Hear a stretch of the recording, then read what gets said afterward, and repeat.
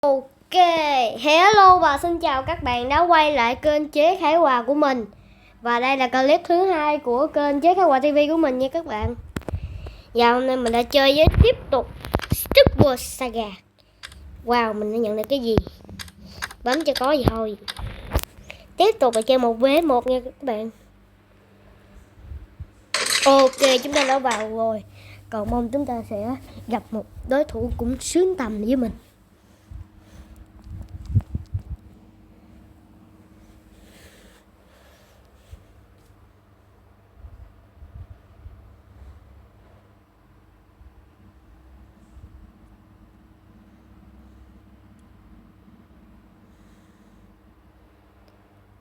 Nhưng mà sao mình đợi lâu thế nhỉ? Có minh quỷ trận đấu này không? Wow.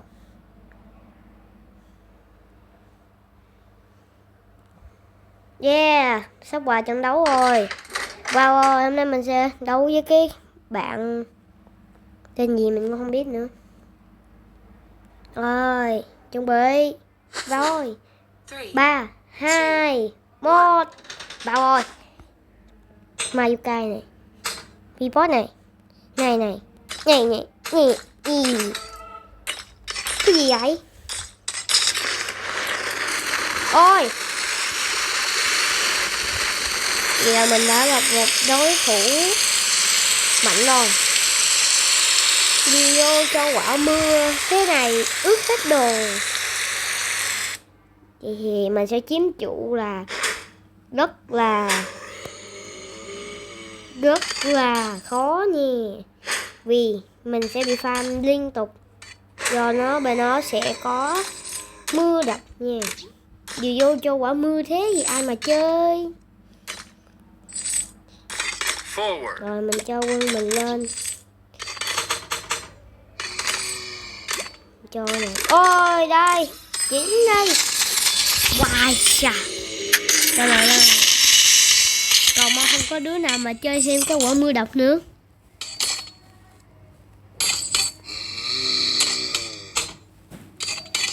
Đi lên thôi. Ôi. Nước ơi.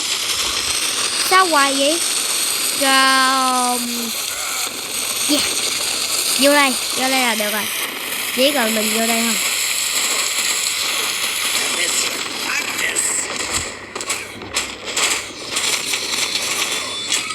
Sao cái mưa độc của nó? Sao cái mưa nó nhanh thế? Đi lại đây biểu. Đi lại đây tôi biểu. Đi lại đây tôi biểu nào. Đi lại đây tôi biểu. Đi lại đây tôi biểu. Đi lại đây tôi biểu. Đánh trụ rồi. Không được tấn công. Bắt nó về đây cho ta. Đánh nó đi. Ngu người. Ủa? Ôi, ra nhanh thế. Bà cốc nó. Bà cốc quá là bà Campuchia. Bà cốc nó qua Campuchia. Chạy à. Ôi, bậy bạ rồi. Thuốc này bậy bạ không. Rồi thắng rồi. Khỏi cần lăng nhăng. Mưa độc cũng như muối bò biển. Ây da. Nhưng mà mình đã có lợi thế rồi.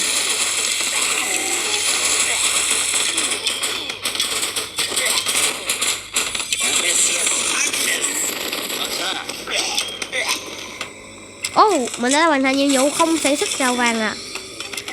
Nghe nói điền rồi đó cũng thôi. Thôi, con Mayukai mình chết rồi.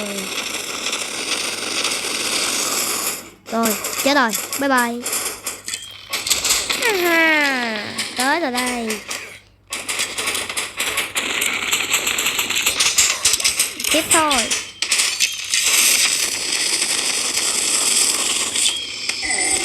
Nhắm nhiều ngắm hoài em bơ. Chết rồi. Tiến lên thôi. Yeah, đại chiến thắng nữa rồi. Quá là dễ dàng.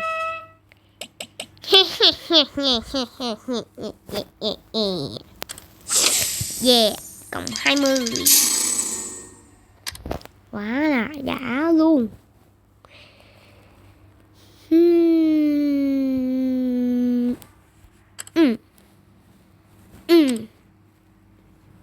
Wow. Tấn công nền kinh tế. Tiêu diệt 15 quân kinh tế. Wow. Từ từ để mình có nên mua một ít những đồ nào không đây? Có nên mua một ít những đồ nào không đây? Thôi, chơi tiếp thêm ván này nha. Ok, let's go everyone. Ok, chúng ta sẽ chơi thêm một trận nữa. Trận này mình cầu mong sẽ có thêm một đối thủ không có quả mưa. Dù vô cho quả mưa kia muốn hết lên chiếm chỗ rồi. Giờ mình chơi thêm một ván nữa thôi. Ok, chúng ta đã vào với một người nước ngoài hả gì đó. 3, 2, 1, go. Đó, chúng ta cũng như bình thường. Sản xuất Mayokai trước. Ôi giời. Vàng. Năm nay không có mưa, không có mưa. Ui giời. Nhiêu con rồi, hai lên luôn.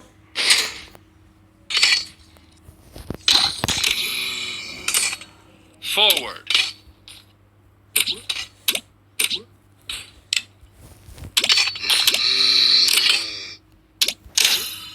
4 con zombie rồi. Tại sao chủ nó lại là của mình ta? Tại sao chủ nó lại là của người ta ta? À, đến đâu rồi?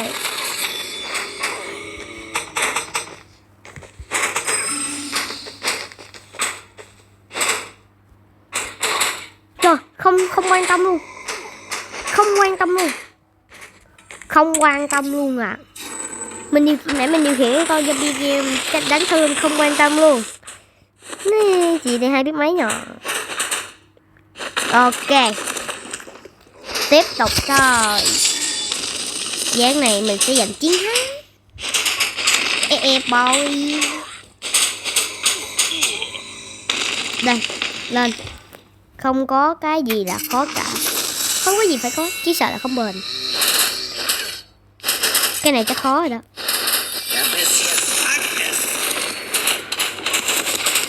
Lên rồi. Nó công qua Campuchia. Trời, sao không lên luôn đi? Ai da. Rồi. Ai da.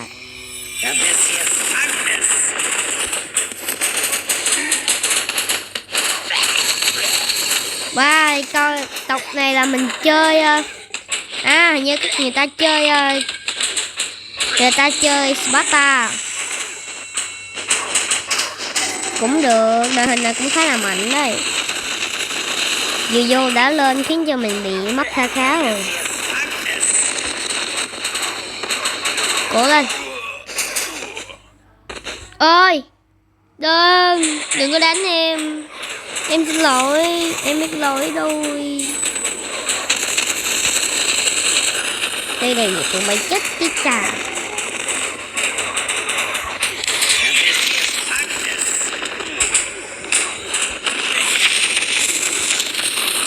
Rồi, một con tướng bên nó đã chết. Tới bên mình sẽ có thêm một con tướng nữa chuẩn bị chết. Rồi, tấn công thôi.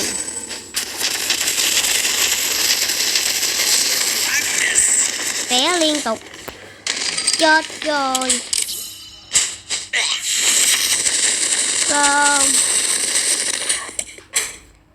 Không thể nào. Đúng rồi. Chà. Quýnh nè. Quýnh nè. Dạ. Ôi. Nên về đi. Nên về thôi. Ôi không. Hồi máu đã không hết rồi.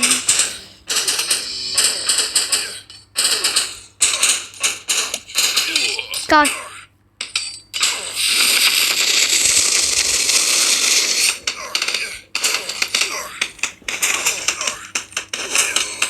Mới ra chết sớm luôn rồi.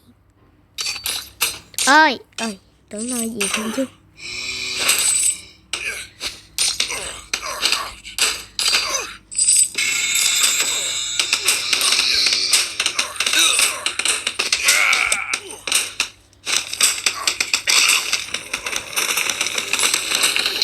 Tấn công đi. Không được. Không được.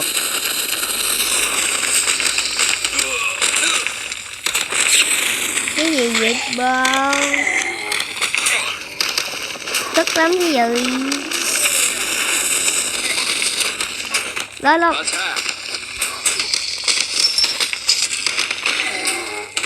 Dạ dạ.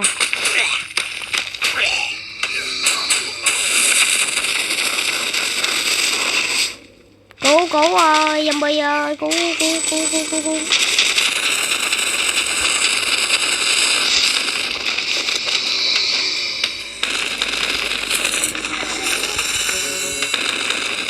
Rồi, chống lên. Nói được. Đứng lên.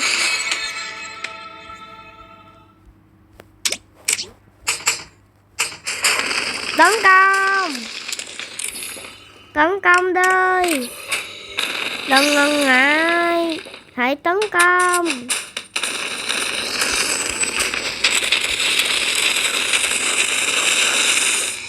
Yeah. Quá là hay. 12 điểm. 17 điểm. 1117 điểm. Rồi, ok. Lên thôi. Vậy thôi, mình xin kết thúc tại đây nha các bạn.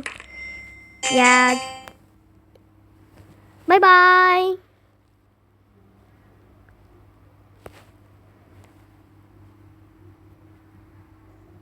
Mình xin kết thúc tại đây nha các bạn. Hẹn gặp lại và bye bye.